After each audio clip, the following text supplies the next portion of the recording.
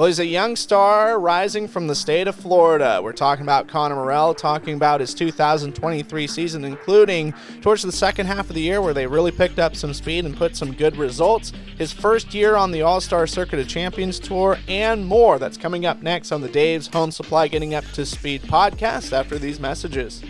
Dave's Home Supply specializes in cabinets, flooring, and countertops. Visit their website at daveshomesupply.com to look at products, services, financing, and even a free estimate. Are you looking for bookkeeping, payroll, or income tax services? Then check out the folks at For You Simple Bookkeeping. They are a licensed tax preparer throughout the entire United States. For more information, click on the link in the description. Joining me on the Dave's Home Supply Getting Up to Speed podcast, he hails from Bradenton, Florida, one of the young national stars when it comes to sprint car racing, definitely on some guys' radars. It's Connor Morrell. Connor, great to have you here. Yep, it's a pleasure to be here. Well, 2023, it's came, it's went, it's gone, and for you guys, you were able to go pretty much all over the place this year, competed with the All-Star Circuit of Champions, finished fifth in the point standings, was able to make 33 features, and finished among the top 10 four times this year. How would you rate the year? Was it a big kind of like a learning curve year, a building year for you and your team?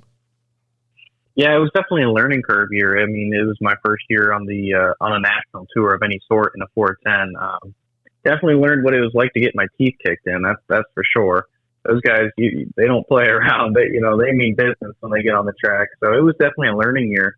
That's for sure. I learned a lot, and I'm ready to attack next year. Well, I was noticing kind of the trend towards the end of the year. You guys really seem to find some speed and put up some good results. I mean, all those four top tens that you were able to accomplish, they were all from late August, kind of post Knoxville, to Halloween at Cherokee Speedway.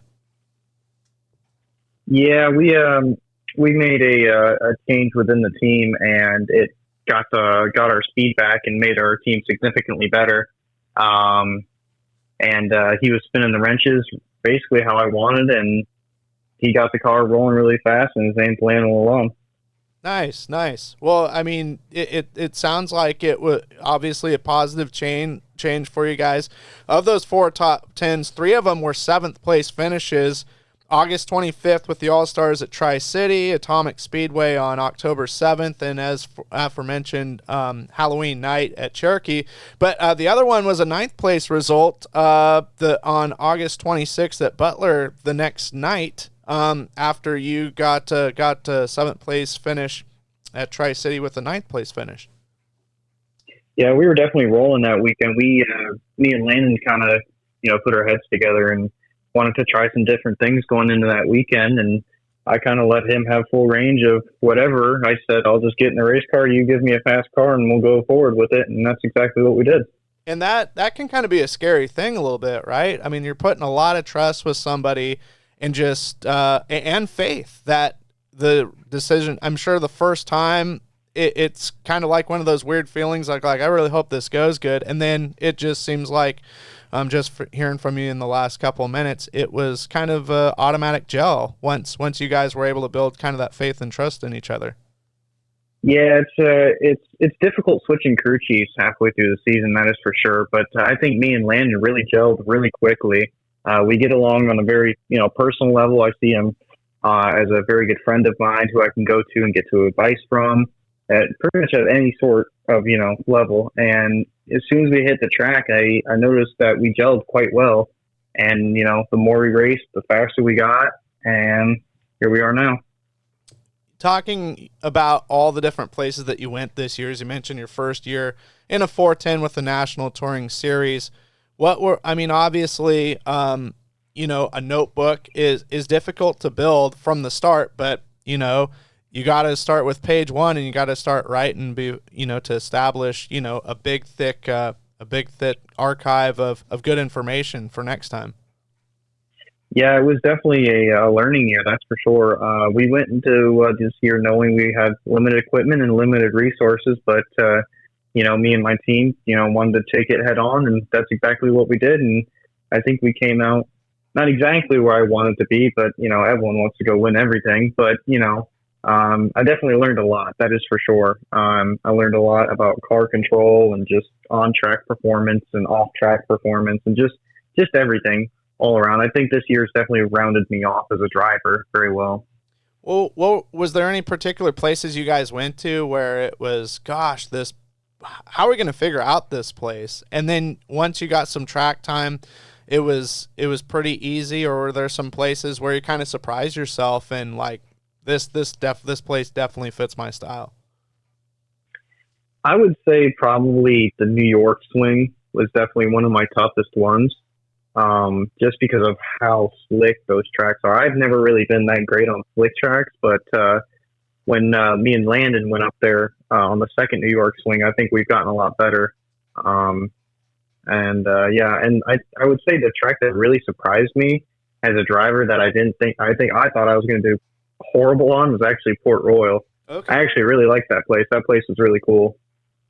Yeah, no, I mean, I like watching it. Obviously, it's on Flow a lot, and so you get to see pretty much all the races that take place there, and it's just one of those things where you're just blown away. And I know I sound like a broken record because I've said this more than once, but when the top is good and rideable, it just blows my mind how close you can get to the fence without wrecking your stuff.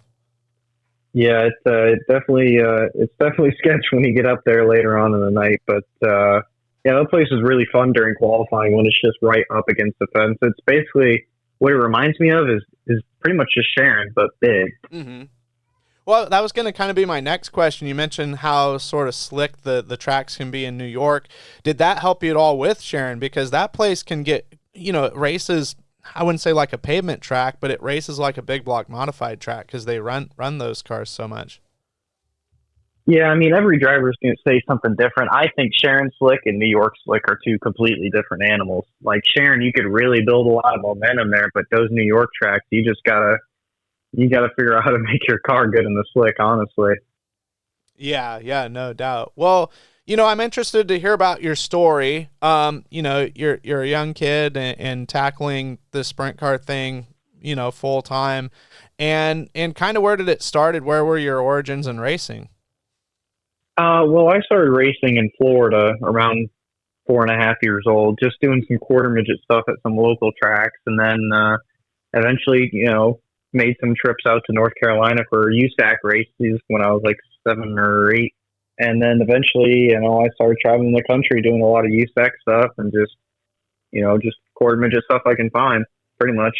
So when you talk about like the USAC scene in North Carolina, was that the like kind of the spec midget program that they had, the Focus deal? No, it was just a quarter midget, or when USAC came to town in North Carolina, we went up there Oh, because okay. they didn't really come to Florida very much. Sure. I did a lot of New Smyrna stuff as well. Okay. Did some pavement stuff. Yep. Yeah. Well, I was just asking because Justin Whittle had a stint in North Carolina there for a little bit with some USAC stuff, and I'm like, maybe there's a connection here. Yeah. But yeah, Bradenton, that's in the Tampa area, right near East Bay. Yes, sir. It's just 30 minutes south of Tampa, and East Bay is right in the middle of Tampa and Bradenton. Okay, and I'm thinking like there's a Ford dealership that does a lot of business with race teams, and I think Kyle Bronson's from there, right? I'm not really too sure on that one. Oh, okay, okay. Well, no doubt with No, Braden. Okay, so Bradenton. There's Brandon and Bradenton. Oh, a lot of people get those confused. sure. Brandon's actually above Tampa. Okay, now it makes sense. Now it makes sense. Yeah. There's a lot of Ford dealerships in Brandon, actually. Yeah. Well, I know that Tampa's a pretty vibrant scene. There was the Tampa Bay Area Racing Association that was around for a while. Dave Steele was like the man with that deal, albeit on pavement and stuff. But it kind of sucks with what's happening with East Bay. But it's great to know that there's still going to be some racing take place there. Yeah, it really sucks that my hometown track that I haven't really raced at a whole lot, honestly. Kind of sad to say, but is going to no longer be existing after this year or after next year with the Winter Nationals. But It is what it is. I'm really hoping that I think the racing scene in Florida is starting to grow a little bit again from what I've been seeing. Hopefully, some new tracks are going to start popping up here soon. But I don't know. I'm just looking towards a bright future. Yeah, I know that USCS with the 360s have kind of came down there, and what's it called? The Top Gun sprints kind of is a good stepping block for drivers trying to get into wing sprint car racing in that area. Yeah, I never actually ran Top Gun or really had anything to do with Top Gun. I know there's a lot of young kids in Top Gun now. Um, I think some of them are going to go run USCS next year too, from what I've been told. But yeah, Top Gun's definitely a good stepping stone series, that's for sure. Yeah, no doubt, no doubt. I mean, and how does it work with you on the road so much? Did you have to relocate to somewhere more central, like in Indianapolis or on the eastern side of the country, or are you blessed enough to where you're able to go back to Florida and just kind of be home for a little bit? Um, it kind of all just eventually when I started traveling a lot more, obviously I couldn't come back to Florida as much. These last 2 years, I've spent probably majority of my time up in Ohio. I'm located in Ohio. I live in Ohio during race season. So usually I'm gone for about 7 months out of the year. And then I come back and just, see my family again, then head back to start building race cars. Nice. Yeah, no doubt. I'm sure there's some times where it's really hard to leave Florida. Yeah, but I love doing racing, so I don't really look at it like that. It's an addiction. I gotta go do it. Yeah, no doubt. I can agree with you there, but no, yeah, and super cool for you guys to be able to live I mean, it had to feel like fulfilling a dream, right? You're on the road, you're racing against some tough competitors, and for you guys, you specifically, you're able to go to some big races and ran with the high limits a lot, and no doubt just all about seat time and logging laps. Yeah, there's a couple times this year where I just had to step back and realize I was, 2 years ago, I was practically begging to go on the All-Star Tour, and then I got the chance to do it, and there was some tough times. I'm not gonna say it was all sunshine and rainbows, but yeah, it was definitely fulfilling a dream. That is for sure. Yeah, no doubt. And then going towards you seem to like it, and I'm sure as long as sponsorship and finances allow, that's sort of the plan, is just to race sprint cars full time on a national scale. Yeah, that's what my plan is right now. Yeah, I mean, my sponsors are very happy with the sprint car scene. Tubbo Tiles and Amley they're very happy with me and my team, and they love seeing the car on track, and I'm looking forward to continuing my partnership with them. And then 2024, obviously, there's so many things up in the air, and with no real full schedules out, it's hard for guys to declare what they want to do as far as really anywhere racing. But have you guys got an idea of what you guys would like to do, or just kind of sitting and waiting for PRI? We're kind of just sitting around and waiting for schedules to come out and what my sponsors would like me to do. I'm not really too sure, honestly. It's that, yeah, like you said, it's definitely a lot of things are up in the air right now. Sure. And I mean, is there some places, like, it doesn't have to be next year and the next couple years, but is there some parts of the country that you'd like to at least race a little bit in, to say, I went to this racetrack once, kind of make it sort of full circle to where you can say I pretty much ran everywhere in the nation? I am dying to go race on the West Coast. Those tracks look like a lot of fun, and I've watched a lot of West Coast racing, and I think those guys are animals out there. Hey, I like that. I'm a West Coast guy, and you're not the first person that has said that. Where if there was an opportunity for them to race out here more, that they would absolutely jump at the chance. Oh yeah, that's for sure. If I could find a way to either travel out there with my own team, or head out there myself and bring my crew chief and my car chief along, that would be great. No doubt about it. I mean, you're so elbows deep, and I'm not saying this in a bad way, in racing, and I know how it goes. You eat, sleep, and breathe it. But when there's chances for you to just kind of be away from it for a little bit, is there any relaxing things you like to do away from the shop, away from the race cars? It pretty much it's building the dream 24/7. I mean, I don't know. I'm kind of weird. I like to dedicate a lot of my time to racing. I love building my own race cars. I love just touching my own race cars. I'm one of those people that have to work on their own stuff. But I definitely like to enjoy time with my friends. That's for sure. And I like to fish. So Okay. Well, I mean, Tampa Bay, there's great fishing there, I'm sure. oh yeah, in Florida, there's great freshwater and saltwater fishing. So one of my favorite things is, like, I'm a Disney freak and stuff, and I've been to Disney World a couple of times. And Epcot, they have them in captivity, but manatees, are they as prevalent as you kind of hear the stories about boats hitting them all the time? I mean, I know I've seen quite a few, but I mean, I don't know. I guess it really kind of depends on where you go. Like, I know the Manatee River, which is kind of odd for its name, Manatee River, which is like right by my house. There isn't really a whole lot of manatees in it, actually. They're more of like towards the northern part of Tampa Bay. Okay, It yeah. seems like. They look kind of freaky kind of at first, when they kind of start to surface a bit. Yeah, just imagine a cow that swims is basically what it is.